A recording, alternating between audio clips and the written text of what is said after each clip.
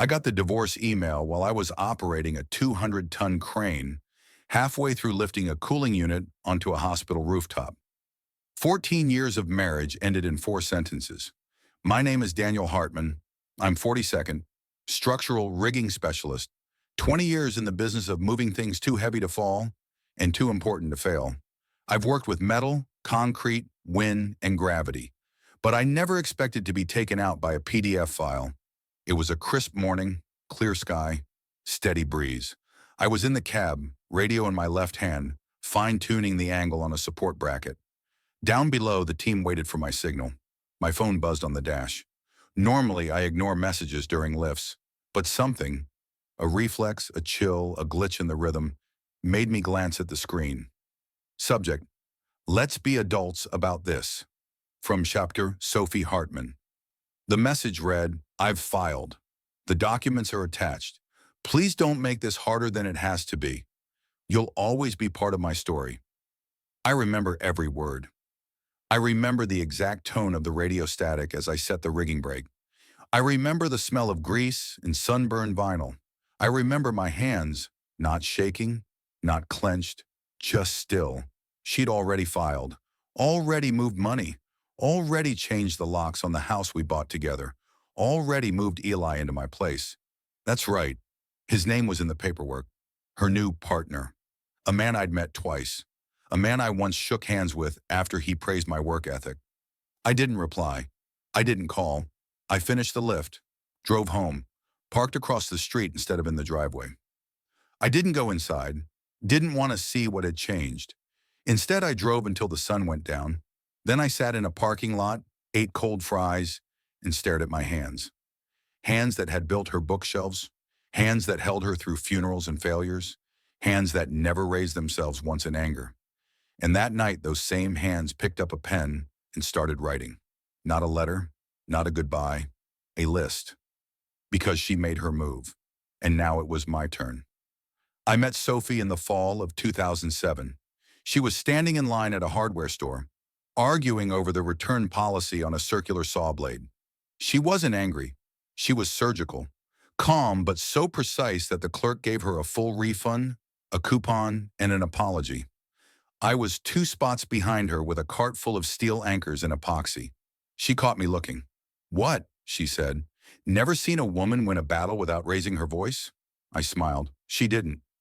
2 weeks later, we were having coffee. 3 months later, we moved into a 2-bedroom walk-up with thin walls and a furnace that coughed like a smoker. We got married 11 months after that. No big ceremony, no matching outfits, just a courthouse, 2 signatures, and a pair of rings we picked out at a flea market. It felt right, simple, real. We both came from families where nothing ever stuck. Jobs, promises, love. So when we found each other, we held on tight. Sophie was a copy editor for a publishing company.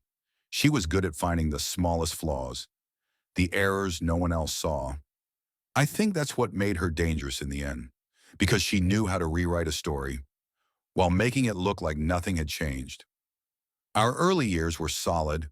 We didn't have much money, but we had momentum. She worked freelance contracts. I worked job sites, bridges, foundations, steel. I left before sunrise and came home with my muscles twitching and my boots soaked in concrete dust. She'd be sitting at the kitchen table with her laptop and a glass of wine, muttering about deadlines and comma splices. We made each other laugh. We took road trips. We fixed that old walk-up from the inside out. I built her a bookshelf out of old scaffolding. She called it industrial romance. We bought a house in year 5. Not big, not flashy, but it was ours. 3 bedrooms, a creaky porch, enough yard for a dog and someday maybe a kid. She painted the walls. I retiled the bathroom. We argued about cabinet handles like it actually mattered. She still kept her editing work, but slowly she started talking more about consulting, about private clients, about finally being valued. I supported it. Of course I did. Why wouldn't I? She supported me through a torn rotator cuff, a 6-month layoff, and my father's funeral. When someone's seen you broken and stayed, you trust them. You don't check their phone. You don't question late nights. You just believe. until the ground shifts. It started with the silences, not arguments, not distance, just absence, like she was still in the room, but further away. She stopped asking how my day went, started putting passwords on things she used to leave open, changed perfume, changed the way she laughed, just slightly. I told myself it was stress, that we were just in a phase, that people change and love adjusts. I didn't know I was already being erased, not loudly, but carefully, line by line, just like Sophie had done with 1,000 flawed manuscripts.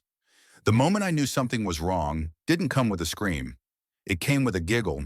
It was 11:46 p.m. on a Wednesday. I'd come home early from a site, weather delay. The house was dark, but I saw the blue light of her phone glowing through the bedroom door. I stood there just outside listening. She was laughing, not a chuckle, not polite. That kind of laugh you let out when someone gets you, really gets you. And I realized I hadn't heard her laugh like that in months, not with me. I didn't ask her who it was, didn't storm in, didn't flip her phone. I made a note, just like I do on the job when I hear a cable strain or a bolt squeak wrong. You don't panic, you measure, you monitor, you document. Over the next 3 weeks, I built a quiet case. I started small, checked our bank accounts during lunch breaks, noticed micro transfers. $270 here, $320 there. Going to names I didn't recognize. A consulting LLC, a vendor code that looked made up. She changed her lock screen, started deleting her browser history, bought new clothes, started working late 3 nights a week. But the real sign was Eli. He started showing up in her stories. At first it was subtle, a blurry figure at a group dinner, a passing mention of a colleague. But I've worked cranes long enough to recognize a pattern in motion, and this one was clear. He was always near her, and I was nowhere to be found. Still, I didn't confront her. Instead, I started protecting what was mine. I opened a second savings account in my name only, transferred a little each payday, not enough to be obvious, but enough to land safely if the ship sank. I pulled my name off a few shared things, the business tools subscription she never used, the emergency contact list at the bank, the warranty on the roof I replaced last year. Little things, invisible things, but each one mattered. Each one was me reclaiming ground. And then came the night I couldn't ignore it anymore. We were on the couch. She was scrolling her phone. I was watching an old episode of something we used to love. She got a message. The screen lit up, just enough for me to catch the first word, "Miss you." She tilted the screen away. Too fast, too practiced. Then looked at me and smiled, like I was a stranger in her house, like I was a guest overstaying my welcome. That night, while she slept, I opened the shared laptop. She'd forgotten to log out. I found a second email address, a private one. Inside, dozens of messages, restaurant reservations, airline tickets I never took with her, photos, comments, Eli. All of it, cleanly labeled, hidden in folders named receipts and taxes. I copied everything onto a drive, labeled it truthbackcup.zip, and I stared at the loading bar with the calm of a man waiting for a beam to settle into place. I didn't feel angry. I felt ready. I met my lawyer 2 days after copying the emails. His name was James Lawton, late 40s, former prosecutor, the kind of man who kept his tie tight and his tone tighter. We met in a coffee shop across from a courthouse he no longer worked in, but where everyone still nodded when he walked in. I told him everything. Didn't dramatize it, just laid it out, timeline style. When she started lying, when the money started moving, when Eli started showing up, when I started preparing. He listened like a surgeon reading a scan before surgery. Then he leaned back and said, "She's smart, but not careful." I raised an eyebrow. He smirked. "Careful women don't leave metadata." That same week, James filed 4 things. Fraud flag on the mortgage account, citing suspicious changes without both signatures. Asset freeze request on joint financial accounts. Formal notification to Sophie through her email, which she ignored. Background sweep on Eli, her new partner. Within 48 hours, we had findings. Eli wasn't just a charming idiot. He had a history: real estate misrepresentation, a sealed settlement involving financial misconduct at his last job, and a trail of failed partnerships behind him. The man she left me for wasn't just another story. He was a con with good hair. James laid it out like a war map. "Here's what we do," he said. "We don't chase, we corner. We let her build her version of the story, and then we crush it with the receipts." I transferred the rest of my savings into a trust, blocked the cards she still had access to, removed her name from everything I could without needing her consent. I also called the financial institution that handled our retirement account and added alerts. Any login, any password reset, any access request, pinged my phone. I wasn't just building walls anymore. I was laying traps. That Friday she texted me, "Hey, I need to talk to you about something. Can we meet?" I replied, "Sure, let me know when works for you." She never followed up. I guess Eli had a better offer that night. Good. Let her feel safe. Let her keep walking deeper into the architecture I was designing for her. Because when it came time to pull the lever, I wanted her standing right at the center of the structure. The first domino fell on a Monday morning. Sophie's bank called her to confirm a transfer she didn't make. She texted me half an hour later. "Did you do something to the account?" "I can't access the joint savings." I replied, "You'll need to talk to legal." Everything's in motion. No emoji, no warmth, just clarity. She called me twice that day, left one voicemail. I didn't listen to it. I forwarded it to James. He called me 10 minutes later. "You're holding the line well. Most guys slip here." "I'm not most guys," I said, and I wasn't. I was a man who spent 20 years learning what holds weight and what breaks under pressure, and now it was her turn to break. 2 days later, I got a call from our mortgage lender. There had been an attempt to refinance the house. Large loan, quick terms, electronic signature authorization. Only one problem. It wasn't my signature. It was close, almost perfect. But the D in Daniel had the wrong loop, and the date format was off. She wrote day/month/year. I always wrote month/day/year. Details only someone who worked with blueprints and calibrations would notice. I asked the lender to send me the documents. Then I sent them to James. He called back with a simple phrase: "We've got her. Forgery, real estate fraud, financial misrepresentation, and the best part? She listed Eli as a co-applicant. The next day, the house's equity was frozen. Every financial move she tried triggered alerts. She couldn't refinance, borrow, move, or hide anything now. It was like shutting off the lights in a room she thought she controlled, and watching her grope for a switch that wasn't there anymore. That evening, I checked the house's security cam, the one I still had remote access to because I installed it myself. Eli was in the kitchen, wearing one of my old hoodies. Sophie was pacing with a phone pressed to her ear. I couldn't hear her, but I could read the movement. Fast hands, desperate gestures, panic. I smiled, because everything was going according to the design. I wasn't trying to humiliate her. I was just holding her accountable. And when the frame is flawed, you don't patch it, you bring the whole thing down. She showed up at my new apartment, didn't call ahead, didn't knock gently, just stood in the hallway, wild-eyed, her keys still in her hand, like she hadn't realized they didn't fit this door anymore. "Can we talk?" she asked. I leaned against the frame, arms crossed. "We are." She glanced around like she expected warmth to appear out of nowhere, like the couch we picked together might be behind me, waiting to welcome her. "The bank's accusing me of forgery," she said. "Are they?" "You reported me." I raised an eyebrow. "Did I?" Silence. Long, awful silence. Then, "You're punishing me." I shrugged. "You're confusing consequences with cruelty. They're not the same." She stepped back, hit the wall with her shoulder, flinched like the world itself was turning on her. "It wasn't supposed to be like this." That, I believed, because people like Sophie think they're always 5 steps ahead, until the floor collapses under them. Later that night, James forwarded me a copy of the preliminary fraud report. Her name was listed under primary actor, Eli's, under accessory participant. They were tied together now, legally, financially, publicly, a match set, like salt and rust. Sophie tried one last trick. She sent an email the next morning. Subject: can we end this peacefully? Body: we both made mistakes. I never wanted war. I think we can still figure this out like adults. Please, let's not drag this into court. I didn't reply. James did. 2 lines. Your client made her bed. Ours reinforced the frame. By the end of the week, every account she touched was under investigation. The shell company she built with Eli? Flagged and frozen. The refinance? Legally blocked. The apartment?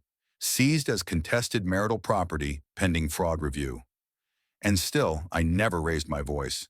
Never swore at her. Never confronted Eli in the street, because I wasn't interested in drama. I was interested in leverage. And I had it. All of it. She tried to settle out of court. Her new lawyer, third in as many weeks, sent a soft-toned offer.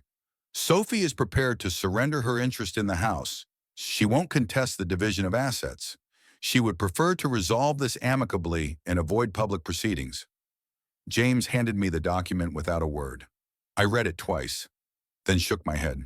No, he nodded once. You sure? I didn't tear this down. I'm just making sure the debris doesn't land on me. We moved forward. Depositions, forensics, discovery. I didn't say much. Just handed over evidence, dates, passwords, receipts, surveillance clips, signatures. Every lie she told became a line in a report. Every false move she made, a line item in a court file. She had spun a web. I just pulled the corner and let the whole thing collapse. In court, she looked tired, smaller, quieter, no makeup, no rings. She didn't look like the woman I married. She didn't look like the woman who betrayed me either. She looked like someone who had finally realized the person she underestimated was the one she built everything on. The judge didn't take long. He read the findings, confirmed the forgery, acknowledged the shell company fraud, cited the violation of spousal financial trust laws. Final ruling? I kept the house. She forfeited all shared financial claims. She paid restitution for half the fraud sum, and her name was permanently removed from the property deed. The best part? She couldn't touch a cent of my retirement. Eli didn't show up. His lawyer said he was dealing with unrelated legal matters. Last I heard, he fled the country. Good. Let him run. Let her sit. Let the dust settle exactly where it landed. After the ruling, she caught me in the courthouse parking lot. I just wanted a different life, she said. I looked at her and replied, you got one. Then I got in my truck and drove away. I sold the house 2 months after the ruling. Too many ghosts in the floorboards. Too many nights where I sat in silence wondering how long she'd been planning the exit. I bought a small place outside the city. Old walls, clean air, no memories. I fixed the wiring myself, sanded every surface, rebuilt the deck plank by plank. It felt good to sweat for something that no one could take from me. I rebranded my contracting business. New name, new clients, no shared accounts. I started turning down jobs that weren't worth my peace, took Sundays off, adopted a second dog so Gus wouldn't be alone when I wasn't home. We walk at dawn. The sky is quiet out here. It doesn't feel empty, it feels earned. I haven't heard from Sophie since the court date. James says she's doing freelance work online. No license, no credibility, no access to her usual circles. They remember, people always do. She didn't just lose a marriage. She lost the version of herself she sold to the world. Sometimes I wonder if she ever regrets it, if she thinks about the life we built, the mornings, the music, the bookshelves. But then I remember the look in her eyes the night I caught her lie, and she still tried to charm her way through it. No remorse, just inconvenience. That's when I knew. She didn't deserve my anger. She deserved my absence. A few weeks ago, I got a letter. No return address, no signature. Just one sentence. You don't know me, but I watched what you did. You gave me the courage to leave my own Eli. That letter is pinned to my fridge, right next to Gus's vaccination schedule and the invoice for the new roof I'm installing next month. It reminds me, even in betrayal, something good can grow. They say revenge is petty, that it's just pain recycled, that it leaves a bad taste in your soul. Maybe for some, but not for me. For me, revenge was quiet, mathematical, Precise, not rage. Architecture. Because when someone tries to destroy your house from the inside, you don't scream, you don't beg, you don't light a match. You remove the supports and you let it fall.